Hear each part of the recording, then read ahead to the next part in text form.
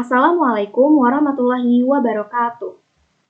Perkenalkan, saya Afrin Fadilah dengan NIM 444220016 dari kelas 4B Program Studi Teknologi Pangan Universitas Sultan Ageng Tirtayasa.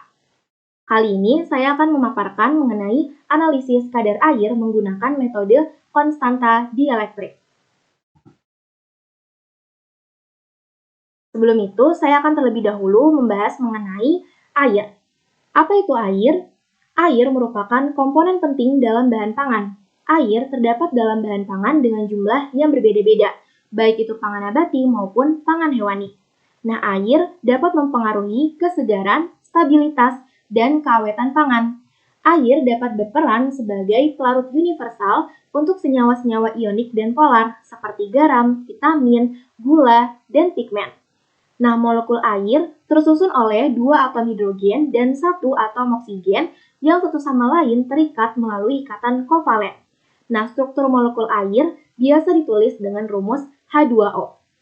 Sifat fisik dan kimia air dalam pangan dapat berbeda-beda. Kenapa? Karena air terikat dalam pangan dengan derajat atau kekuatan ikatan yang berbeda-beda, baik terikat secara fisik maupun kimia. Nah, terdapat 3 bentuk air dalam pangan, yaitu air bebas, air teradsorpsi atau air terikat lemah, dan air terikat kuat. Yang pertama itu ada air bebas. Jadi, air bebas itu berada di dalam ruang antar sel, intergranular, pori-pori bahan, atau bahkan pada permukaan bahan. Nah, air bebas ini sering disebut juga sebagai aktivitas air atau water activity. Adapun air teradsorpsi atau air terikat lemah itu terserap pada permukaan koloid makromolekul, misalnya protein, pati, dan lain-lain. Nah, air ini relatif bebas bergerak dan relatif mudah dibekukan ataupun diuapkan. Sedangkan air terikat kuat itu sering juga disebut dengan air hidrat. Kenapa? Karena air ini dapat membentuk hidrat dengan beberapa molekul lain dengan ikatan yang bersifat ionik. Nah, air ini jumlahnya sangat kecil dan sangat sulit diuapkan atau dihilangkan dan juga dibekukan. Nah, keberadaan air dalam bahan pangan itu dapat dinyatakan sebagai kadar air dan aktivitas air. Lalu, apa itu kadar air? Kadar air menunjukkan jumlah absolut air yang terdapat dalam pangan sebagai komponen pangan. Nah, kadar air dalam pangan dapat mempengaruhi tingkat stabilitas atau keawetan pangan. Jadi, semakin tinggi kadar air, maka pangan akan semakin mudah rusak, baik karena kerusakan mikrobiologis maupun reaksi kimia. Nah, kadar air ini dihitung sebagai persen kadar air suatu bahan pangan yang dapat dinyatakan dalam basis basah atau basis kering. Kadar air basis kering merupakan perbandingan antara berat air di dalam bahan tersebut dengan bahan keringnya. Sedangkan kadar air basis basah merupakan perbandingan antara berat air di dalam bahan tersebut dengan berat bahan basah. Nah, terdapat beberapa metode pengukuran kadar air. Yang pertama adalah metode pengeringan atau termografimetri, kemudian yang kedua metode destilasi atau termovolumetri, yang ketiga metode fisis, dan yang keempat metode kimiawi. Nah, yang saya akan bahas kali ini adalah metode fisis, yaitu metode konstanta dielektrik. Sebelumnya, saya akan bahas terlebih dahulu mengenai dielektrik. Apa itu dielektrik? Dielektrik merupakan suatu bahan yang memiliki daya hantar arus yang sangat kecil atau bahkan hampir tidak ada. Nah, bahan dielektrik ini dapat berwujud padat, cair, dan gas. Pada bahan dielektrik tidak terdapat elektron-elektron konduksi yang bebas bergerak di seluruh bahan oleh pengaruh medan listrik. Nah, dalam bahan dielektrik, semua elektron-elektron terikat dengan kuat pada intinya sehingga terbentuk suatu struktur regangan lattices benda padat, atau dalam hal cairan atau gas, bagian-bagian positif atau negatifnya itu terikat bersama-sama sehingga tiap aliran massa itu tidak merupakan perpindahan dari muatan. Nah, lalu apa saja faktor-faktor yang mempengaruhi sifat dielektrik? Jadi, beberapa faktor yang mempengaruhi sifat dielektrik bahan diantaranya frekuensi, suhu, kadar air, densitas, komposisi, dan struktur material. Adapun contoh bahan dielektrik yaitu udara, air, kertas, karet, mika, kaca, dan kayu. Nah, lalu apa itu konstanta dielektrik? Konstanta dielektrik itu merupakan suatu konstanta yang besarnya tergantung pada sistem yang digunakan serta bahan yang digunakan. Nah, sistem yang digunakan itu adalah nilai kapasitor yang dibentuk dari dua buah plat sejajar yang dipisahkan oleh bahan dielektrik.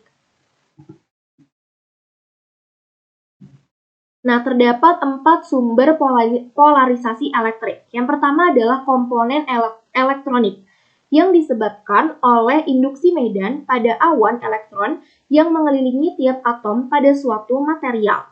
Yang kedua, kontribusi ionik yang diasosiasikan dengan gerak relatif kation dan anion dalam medan elektrik. Yang ketiga, polarisasi orientasional yang disebabkan karena rotasi dipol molekul dalam medan.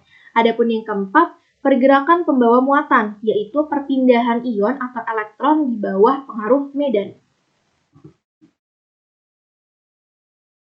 Nah, pengukuran konstanta dielektrik ini dapat dilakukan dengan beberapa metode. Yang pertama adalah metode kapasitansi plat sejajar, yang kedua metode transduser kapasitif, dan yang ketiga metode reflektometri. Nah, metode kapasitansi plat sejajar ini merupakan metode yang paling sederhana.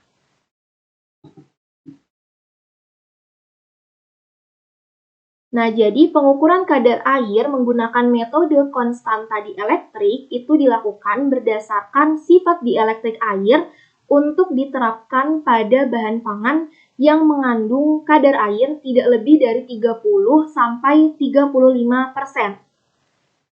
Jadi, pada kondisi kadar air yang tidak lebih dari 30 sampai 35% itu, konstanta dielektrik suatu bahan itu berbanding lurus dengan kadar air bahan tersebut.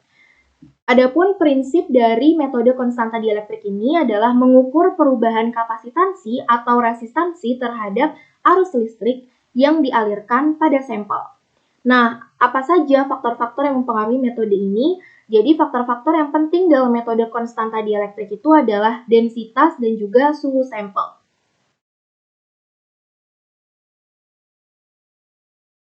Jadi penentuan kadar air dengan metode dielektrik itu dilakukan berdasarkan fakta bahwa konstanta dielektrik air yaitu 80,37 pada suhu 20 derajat Celcius itu lebih tinggi daripada konstanta dielektrik kebanyakan pelarut. Nah, konstanta dielektrik itu diukur sebagai indeks kapasitansi. Jadi kenaikan kadar air 1% pada bahan itu akan menaikkan konstanta dielektrik bahan tersebut sekitar 0,8. Sebagai contoh, metode dielektrik ini banyak digunakan untuk menganalisis kadar air pada sereal gandum. Nah, konstanta dielektrik pati dan protein yang terkandung dalam sereal tersebut itu bernilai 10 atau lebih rendah daripada konstanta dielektrik air.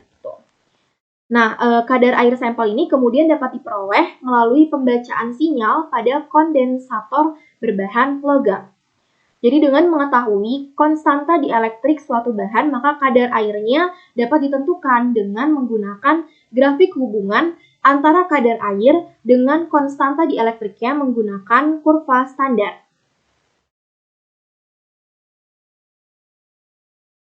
Nah, jadi karena kadar air ini sangat berpengaruh terhadap kualitas pangan, maka penting sekali untuk dilakukan pengukuran kadar air. Salah satunya yaitu dengan menggunakan metode konstanta dielektrik.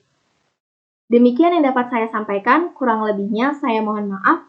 Wassalamualaikum warahmatullahi wabarakatuh.